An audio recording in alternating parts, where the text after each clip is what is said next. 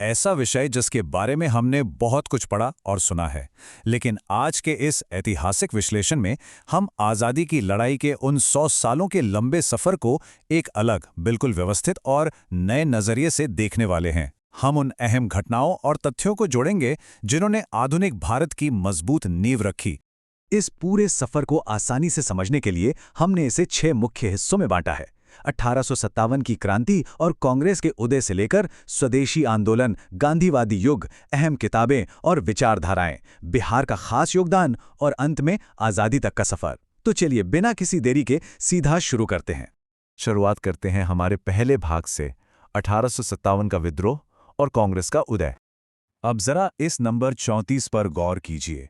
ये कोई आम नंबर नहीं है, ये है 34वीं बंगाल नेटिव इन्फेंट्री।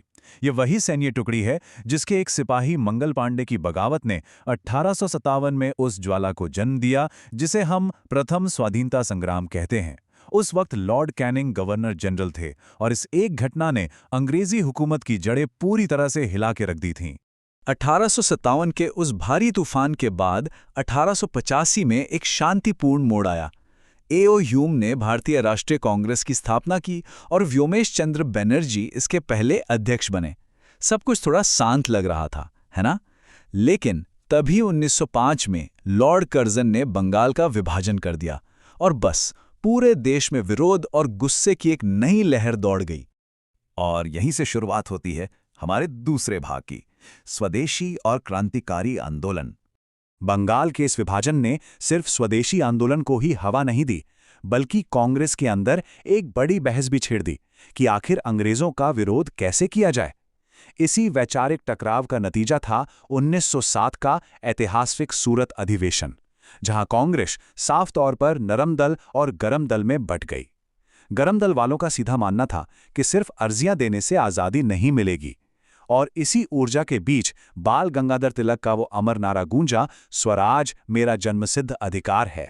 इस दौरान सिर्फ देश में ही नहीं, दुनिया भर में सशस्त्र प्रतिरोध तेज हो रहा था।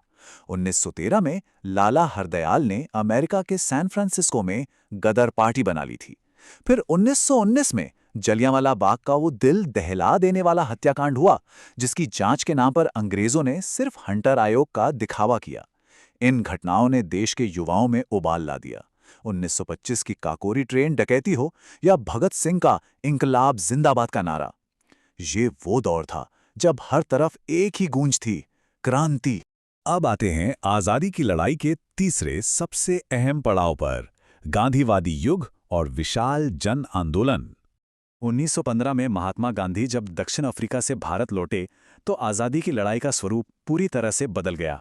लेकिन पूरे देश में फैलने वाले उन बड़े बड़े जन आंदोलनों की बात करने से पहले एक बेहद दिलचस्प सवाल उठता है। आखिर गांधी जी को भारत में उनके सबसे पहले सत्याग्रह के लिए चंपारण किसने बुलाया था? इस राष्ट्रव्यापी आंदोलन की शुरुआत दरअसल बहुत छोटे स्तर से हुई थी। इसका जवाब है राजकुमार शुक्ल। जी हां, राजकुमार शुक्ल ही वो व्यक्ति थे जो गांधी जी को चंपारण ले गए ताकि वहां के किसानों को अंग्रेजों की जालिम 3 कठिया प्रथा से आज़ाद कराया जा सके। 1917 की यह घटना महज एक विरोध नहीं थी, ये पहली बार था जब आम किसान इतनी बड़ी संख्या में एकजुट हुए थे। चंपारण की उस कामयाबी के बाद तो जैसे देश में आंदोलनों की बाढ़ सी आ गई। 1920 का असहयोग आंदोलन, जिसे चौरी चौरा की दुर्भाग्यपूर्ण घटना के बाद रोकना पड़ा। फिर 1930 में ऐतिहासिक दांडी मार्च के साथ सविनय अवज्ञा आंदोलन की शुरुआत हुई और आखिरकार 1942 का वो आर पार वाला भारत छोड़ो आंदोलन। ये महज इतिहास की तारीखें नहीं हैं, ये एक पूरे देश के जागने की कहानी है।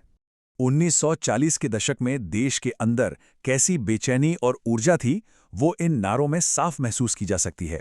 एक तरफ महात्मा गांधी ने साफ कह दिया था, करो या मरो। वहीं दूसरी तरफ सुभाष चंद्र बोस की आज़ाद हिंद फौज का आह्वान था, तुम मुझे खून दो, मैं तुम्हें आज़ादी दूंगा। साथ ही जय हिंद और दिल्ली चलो की गूंज। रास्ते भले ही अलग थे, एक तरफ अहिंसा तो दूसरी तरफ सशस्त्र विद्रोह, लेकिन मंजिल बिल्कुल एक थी, पूर्ण और तत्काल आज़ादी। घटनाओं से थोड़ा हटकर हमारे चौथे भाग में नजर डालते हैं उन किताबों और विचारधाराओं पर जिन्होंने इस लड़ाई में बौद्धिक ईंधन का काम किया। सच कहें तो साहित्य ने आज़ादी के इस आग को हमेशा जलाए रखा।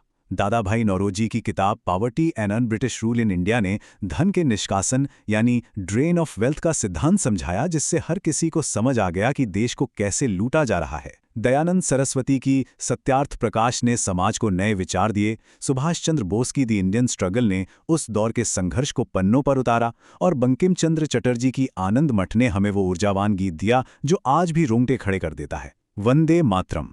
विचारधाराओं की बात करें तो हमारे महान नेताओं के बीच मतभेद जरूर थे, लेकिन आपसी सम्मान हमेशा बना रहा। इसका सबसे बड़ा सबूत हैं वो उपाधियां जो उन्होंने एक दूसरे को दी।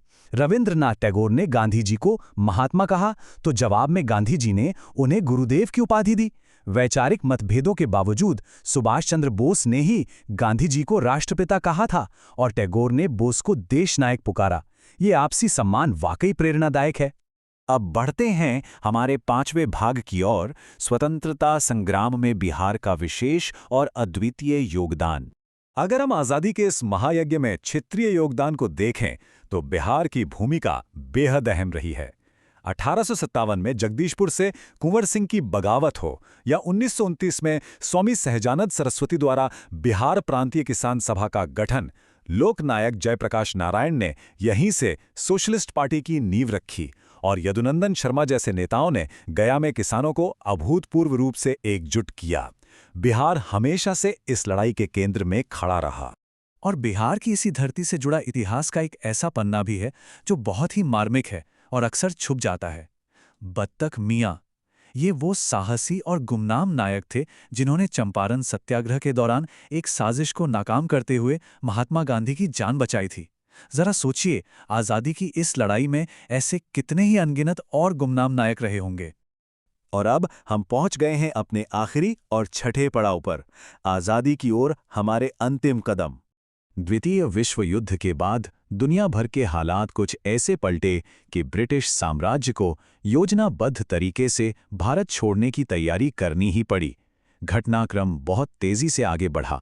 1940 का अगस्त प्रस्ताव आया, फिर 1946 में कैबिनेट मिशन का भारत आना, जिसे गांधी जी ने एक डूबते बैंक का पोस्ट डेटेड चेक कहकर तीखी आलोचना की थी। इसके बाद 3 जून 1947 को माउंटबेटन योजना की घोषणा हुई और आखिरकार 15 अगस्त 1947 को भारत एक आज़ाद राष्ट्र बन गया। लेकिन आज़ादी मिलना तो बस एक नई शुरुआत थी। इस नए बने राष्ट्र की रियासतों को एक धागे में पिरोने के लिए चाहिए था फौलादी इरादा, और ये काम किया भारत के बिस्मार्क यानी लौह पुरुष सरदार वल्लभ भाई पटेल ने। सत्ता के इस ऐतिहासिक हस्तांतरण के बाद सी राजगोपालाचारी स्वतंत्र भारत के पहले भारतीय गवर्नर जनरल बने